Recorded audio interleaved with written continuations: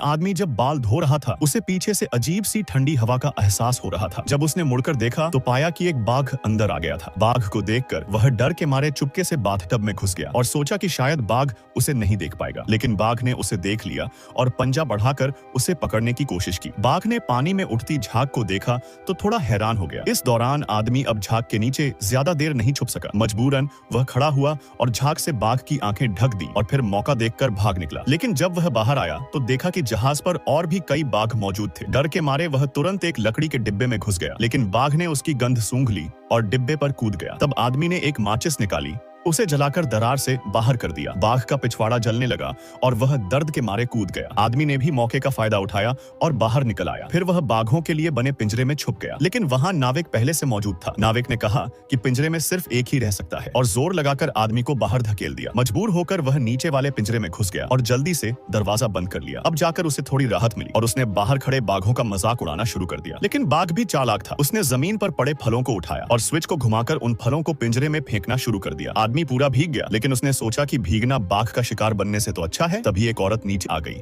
और बाघों को देखकर वह जरा भी नहीं डरी, बल्कि बाघ के पास जाकर उसे प्यार से सहलाने लगी। ऐसा लग रहा था जैसे बाघ औरत का पालतू हो और वह उसके घावों की मरहम पट्टी भी कर रही थी। फिर उसने एक कंघी निकाली और शेर का बाल संवारने लगी। अब शेर भी बहुत शांत हो गया था, यहाँ तक कि वह शेर की पीठ पर बैठ गई और कुछ नहीं हुआ। असल में ये सारे जानवर औरत ने बचपन से पाले थे। वह एक बेहतरीन जानवर प्रशिक्षक ट्रेनर थी। फिर औरत ने अपने पालतू जानवरों को पिंजरों में बंद कर दिया। तो अब सवाल यह है, क्या आप चिड़ियाघर में बाघों को